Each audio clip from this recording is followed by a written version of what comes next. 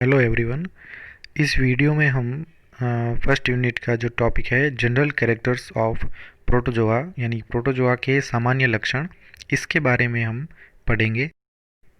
तो सबसे पहले हम बात करते हैं फाइलम प्रोटोजोआ के इंट्रोडक्शन के बारे में। प्रोटोजोआ जो शब्द है वो दो ग्रीक वर्ड से मिलकर बना है। फर्स्ट है प्रोटोज मीन्स फर्स्ट एंड दूसरा है जून मीन्स एनिमल, यानी प्रथम एनिमल या प्रिमिटिव एनिमल या आदिम प्रकार के जो जंतु है उनको प्रोटोजोआ कहते हैं। It belongs to kingdom Protista. पंचगत प्रणाली में ये प्रोटिस्टा किंगडम के अंतर्गत आता है। Study of protozoans called protozoology. Protozoa के अध्ययन को हम प्रोटोजूलॉजी कहते हैं। फर्स्ट स्टडी बाय माइक्रोस्कोप, यानी प्रथम बार जो है सूक्ष्मजीवी से सूक्ष्मदर्शी से इसका अध्ययन किया था एंटोनी वॉन ल्यूवेनहॉक ने 1677 में। Term protozoa was given by Goldfuss 1817। तो ये जो नाम था प्रोटोजोआ ये दिया था गोल्डफस ने 1817 में। ऑल यूनिसेल्युलर और एसेल्युलर यूकैरियोटिक एनिमल्स, ये जितने भी जंतु हैं ये यूनिसेल्युलर यानी एक कोशिकीय या इनको अकोशिकीय भी कहते हैं, और ये यूकैरियोटिक एनिमल्स होते हैं यानी केंद्रक युक्त होते हैं। Most primitive organism considered animals because of heterotrophic nutrition and mortality. ये सबसे आदिम प्रकार के यानी प्रिमिटिव टाइप के जो है वो जंतु कहे जाते हैं, क्योंकि इनमें जो पोषण है वो विषम पोषी प्रकार का होता है और इनमें जो है वो गतिशीलता यानी मोटेलिटी भी होती है। Single celled body perform all the biological activities like multi cellular animals. इसमें जो एक कोशिकीय जो इनका शरीर है वो सभी प्रकार की जैविक क्रियाएं जिस प्रकार से मल्टी सेलुलर एनिमल्स करते हैं सभी क्रियाएं ये प्रदर्शित करते हैं। So they are termed as acellular, इसलिए इन्हें जो है वो अकोशिकीय ऑर्गेनिज्म भी कहते हैं। और ये जो है अकोशिकीय नाम ये दिया था डोबेल ने। अबाउट 50,000 स्पीसीज, प्रोटोजोआ में लगभग 50,000 प्रजातियां हैं, जिसमें 30,000 प्रजातियां जो है वो लिविंग है यानी आज भी उपस्थित है, और 20,000 प्रजातियां जो है वो विलुप्त हो चुकी है आज तक जितना भी इसके बारे में खोज हुई है इसके आधार पर। It is third largest phylum. तो एनिमल्स में जंतु जगत में ये सबसे तीसरा सबसे बड़ा जो है वो फाइलम है। अब बात करते हैं प्रोटोजोआ के सामान्य लक्षणों के बारे में। दे आर फ्री लिविंग, यानी ये स्वतंत्र जीवी होते हैं यानी मुक्त रूप से रहते हैं। तो ये एक्वेटिक यानी जलीय होते हैं। अब जल में ये फ्रेश वाटर और सी वाटर दोनों ही प्रकार के जल में ये पाए जाते हैं। एंड पैरासिटिक, और ये जो है वो पैरासाइटिक भी हो सकते हैं यानी परजीवी के रूप में पाए जाते हैं।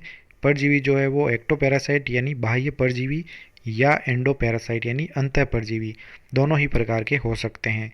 They are also commensal in habitat, तो आवास के अंदर ये कई बार सहभोजी के रूप में भी उपस्थित हो सकते हैं। They are small usually microscopic, छोटे होते हैं तथा ये सूक्ष्मदर्शी होते हैं।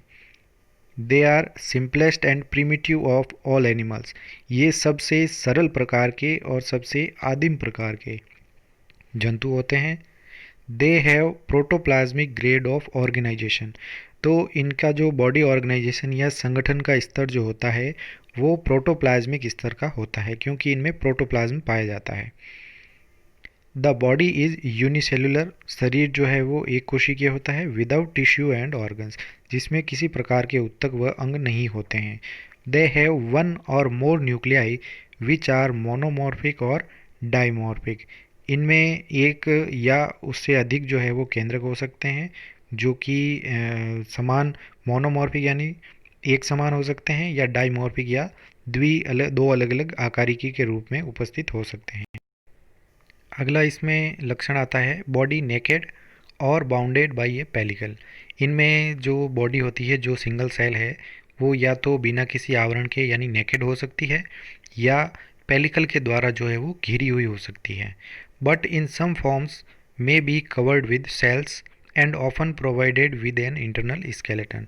तो कुछ प्रारूप जो हैं प्रोटोजोआ के, उनमें बॉडी जो है उसके ऊपर कुछ प्रकार के सेल यानी कवच भी पाए जा सकते हैं, और उनके अंदर इंटरनल स्केलेटन यानी माइक्रोट्यूब्यूल्स के द्वारा बना हुआ एक आंतरिक कंकाल के रूप में जो है वो जाल जो है पाया जाता है।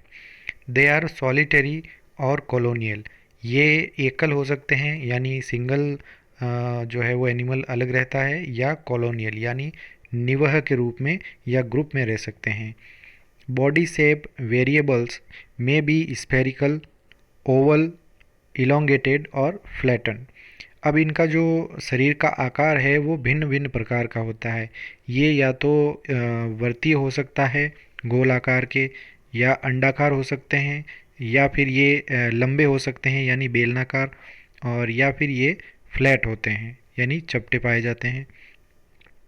बॉडी सिमेट्री आइदर नन और बाईलेटरल और रेडियल और स्फेरिकल, यानी इसका मतलब है इनमें बॉडी सिमेट्री है वो सभी प्रकार की लगभग पाई जाती है।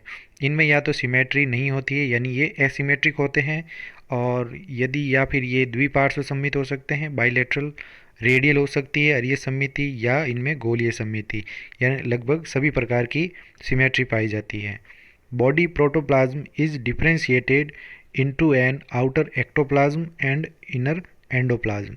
तो बॉडी का जो प्रोटोप्लाज्म है ये विभेदित होता है बाहरी एक्टोप्लाज्म के रूप में और आंतरिक एंडोप्लाज्म के रूप में।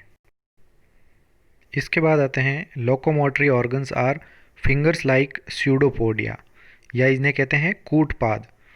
विप लाइक फ्लैजिला, यानी चाबुक के समान एक फ्लैजिला होता है, और हेयर लाइक सीलिया, बाल के समान सीलिया, और नन यानी एब्सेंट हो सकता है। तो जो स्यूडोपोडिया होते हैं वो फिंगर लाइक प्रोजेक्शंस जो है जैसे अमीबा के अंदर है वो इनमें उपस्थित हो सकते हैं, तो ये स्यूडोपोडिया कहलाते हैं। और फ्लैजिला जो होता है जैसे यूग्लिना के अंदर फ्लैजिला जो है वो इसके ऊपर जो है वो इस प्रकार से निकला हुआ होता है, तो ये फ्लैजिला होता है। अगर सीलिया उपस्थित हो जैसे पैरामीशियम के ऊपर अनेक असंख्य बालों के रूप में इस प्रकार से सीलिया पाए जाते हैं। न्यूट्रिशन में भी होलोजोइक यानी एनिमल लाइक, होलोफाइटिक या प्लांट लाइक, सैप्रोजोइक और पैरासाइटिक। तो इनमें जो पोषण है वो एनिमल के समान होलोजोइक यानी प्राणी सम भोजन प्रकार, दूसरा होलोफाइटिक या पादप सम पोषण, और फिर आता है सैप्रोजोइक और पैरासाइटिक। सैप्रोजोइक यानी मर्तोपजीवी, और पैरासाइटिक यानी परजीवी के रूप में। तो ये न्यूट्रिशन जो है वो लगभग सभी प्रकार का इसमें पाया जाता है। Digestion occurs intracellularly inside food vacuoles. तो जो पाचन होता है वो अंतः कोशिकीय होता है यानी कोशिका के अंदर ही होगा इसमें पाचन, और उसके अंदर जो है वो एक फूड वैक्यूल्स होती है या खाद्य धानी होती है, उसके अंदर जो है ये पाचन की क्रिया कंप्लीट होती है। Respiration occurs by diffusion through the general body surface.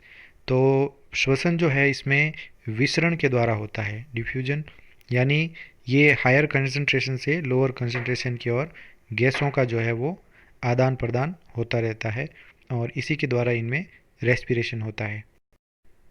अगला आता है एक्सक्रिएशन यानी उत्सर्जन। Excretion occurs through the general body surface. तो जो उत्सर्जन है वो इनके सामान्य बॉडी की शरीर की सतह से ही होता है, बट इन सम फॉर्म्स, लेकिन कुछ प्रकारों में through a temporary opening in ectoplasm और through a permanent pore called cytopyge. तो इसके कुछ प्रकारों में जो है वो एक अस्थायी रूप से एक ओपनिंग यानी छिद्र होता है जो एक्टोप्लाज्म के अंदर, और या फिर इसमें एक परमानेंट पोर होता है या छिद्र होता है जिसे कहते हैं साइटोपाइज। तो ये इसके द्वारा जो है वो उत्सर्जन की क्रिया करते हैं। Contractile vacuoles perform osmo regulation in fresh water forms and also help in excretion. इनमें जो संकुचनशील धानियाँ जो पाई जाती है ये ऑस्मो रेगुलेशन का कार्य करती है, यानी कि परासरण नियमन का कार्य, यानी जल की मात्रा बॉडी में कितनी होनी चाहिए कम या ज़्यादा उसका संतुलन जो है वो कॉन्ट्रेक्टाइल वैक्यूल्स करती है। तो फ्रेश वाटर फॉर्म्स में ये करती है, और ये जो है एक्सक्रिएशन यानी उत्सर्जन में भी मदद करती है। कौन? कॉन्ट्रेक्टाइल वैक्यूल्स एक्सक्रिएशन में भी मदद करेगी। फिर आता है रिप्रोडक्शन एसेक्सुअल, यानी जो जनन है वो अलैंगिक प्रकार का, जिसमें बाइनरी और मल्टीपल फिशन, जिसमें दो द्विविभाजन या बहुविभाजन हो सकता है, बडिंग हो सकती है यानी मुकुलन हो सकता है, और स्पोरुलेशन यानी बीजाणु जनन भी होता है। और दूसरा है इसमें सेक्सुअल रिप्रोडक्शन भी हो सकता है, जैसे कॉन्जुगेशन होता है, गैमेट फॉर्मेशन होता है। तो जो होलोगेमी है वो कॉन्जुगेशन या संयुग्मन के अंदर होता है, गैमेट फॉर्मेशन को हम कहते हैं सिनगेमी। तो दोनों प्रकार के रिप्रोडक्शन जो है वो पाए जा सकते हैं। अगला पॉइंट आता है the life cycle often complicated with alternation of asexual and sexual phases, जिसे हम कहते हैं अल्टरनेशन ऑफ जनरेशन। यानी इनकी लाइफ साइकिल जो है वो कई बार जटिल भी हो सकती है। जैसे इनमें एक पीढ़ी में जो है वो सेक्सुअल रिप्रोडक्शन पाया जाता है, और उसी पीढ़ी के अंदर दूसरी में एसेक्सुअल रिप्रोडक्शन पाया जाता है। तो ये लगातार प्रत्येक पीढ़ी में चेंज होता है। तो ये प्रकार जो है वो कहलाता है अल्टरनेशन ऑफ जनरेशन, या इसे पीढ़ी एकांतरण कहते हैं। फिर आता है encystment commonly occurs to resist unfavourable conditions of food temperature and moisture and also helps in dispersal. अब इनमें एनसिस्टमेंट भी होता है, यानी पुट्टी भवन, यानी इनके बॉडी के चारों ओर एक आवरण बन जाता है, यानी सिस्ट का निर्माण हो जाता है। तो ये कहलाता है एनसिस्टमेंट। तो ये एनसिस्टमेंट जो है वो इनमें अनफेवरेबल कंडीशंस के दौरान बनता है, यानी इनके जैसे फूड की जो कमी हो जाती है, टेम्परेचर कम या अधिक हो जाता है, मॉइस्चर जो है वो कम या अधिक हो जाता है।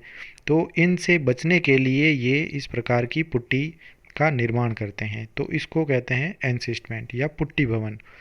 और ये जो है इनके डिस्पर्जल में भी सहायता करती है। तो जैसे ही बॉडी के ऊपर ये सिस्ट का निर्माण हो जाता है, ये एक स्थान से दूसरे स्थान तक जो है वो किसी माध्यम के द्वारा जा सकते हैं, और ये माध्यम में जाने तक जो है वो कभी भी मृत नहीं होते हैं और हमेशा वायल रहते हैं। तो जैसे ही दूसरे स्थान पर ये पहुंचेंगे, वहाँ पर फेवरेबल कंडीशन आने के बाद ये पुनः जो है वो रिप्रोडक्शन जो है वो शुरू कर देते हैं। तो इस प्रकार से ये डिस्पर्जल के अंदर भी एंसिस्टमेंट जो है वो हेल्प करता है। Thank you so much. और अगले वीडियो में हम प्रोटोजोआ के क्लासिफिकेशन के बारे में पढ़ेंगे।